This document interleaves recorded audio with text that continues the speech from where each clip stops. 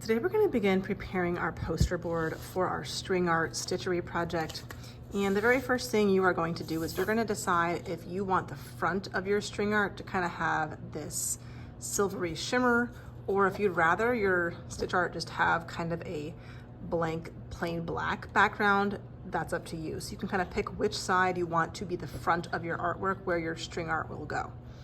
If you want the shimmery side to be the front, then you will trace your circle onto the back. So whatever you decide is the back, that is where you're gonna do kind of the tracing.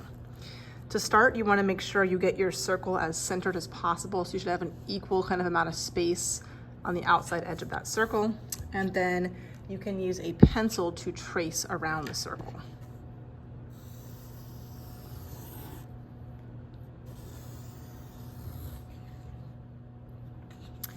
Now, especially if you're drawing your circle on this side because you want the black side to be the front, it can be a little bit tricky to see the pencil lines. If you need to use like a white colored pencil or something to be able to see your line a little bit easier, that is fine.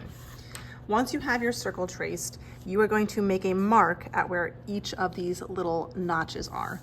You do not want this to rotate as you're working because you want 16 equally spaced notches.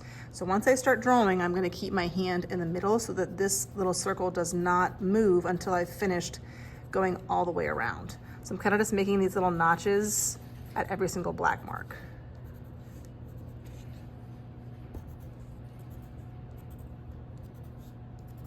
Okay. Once you have made your notches, the very next thing you want to do is just really double check to make sure you have 16 and 16 only. So I'm gonna put my finger on this one because I'm starting here. So that's 1, 2, 3, 4, 5, 6, 7, 8, 9, 10, 11, 12, 13, 14, 15. I have 16, perfect. Now it's time to work on making those into holes. Everybody will have one of these little foam pieces on your table. Please do not poke this any more than you have to because we need these to last for everybody. You're gonna make sure that wherever you are poking that the board is sitting on the foam while you're poking. You're gonna start by getting just a little thumbtack. It's gonna help you kind of just make that initial hole. You don't wanna put your mark at the end of the dash because then it'll be kind of uneven. You wanna put your hole actually on the circle, kind of wherever that mark is. So I have one there. I'm just gonna kind of go around and punch that little hole on the circle where the notch is, and I'll go all the way around. And as you're working, you might have to move this up to be able to make sure that it's actually on the foam kind of underneath your paper. Once you've poked all those holes with the push pin, make sure that goes back into the bowl. And then you can take the needle, and you need to make sure that this needle will go all the way through.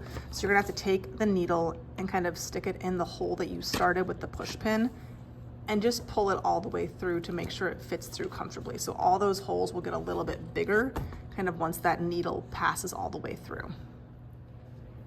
Once you've made all of those holes big enough, then make sure that needle finds its way back into the bowl. This is the back of my artwork because I'm planning on using the shiny side as the front. So I'm gonna go ahead and write my name on the back. Write it outside of your circle because when we start sewing, there's gonna be a lot of thread in the middle. So put your name and your class code on the outside of the circle, that's the back, and then I'm ready to move to the front. On your little sketches where you guys planned out your ideas, our circles are numbered 0 through 15, kind of traveling clockwise. So I want to number my front side the exact same way. Now I don't want to see these gigantic numbers kind of taking up my attention, but I want to be able to see them. So I'm going to start at a hole and write 0 and go all the way around to 15. And you want to make sure that when you are writing your number that it is like right next to the hole. If you put it in the middle, you aren't going to quite be sure exactly which number goes to which hole. So I'm going to write a 0 right here, writing it kind of small, a 1, a 2, a 3.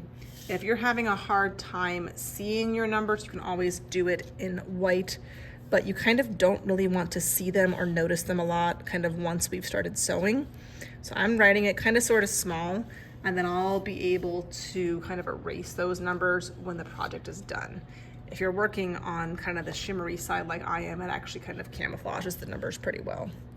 But I was gonna go ahead and write all the way around until I get back to 15.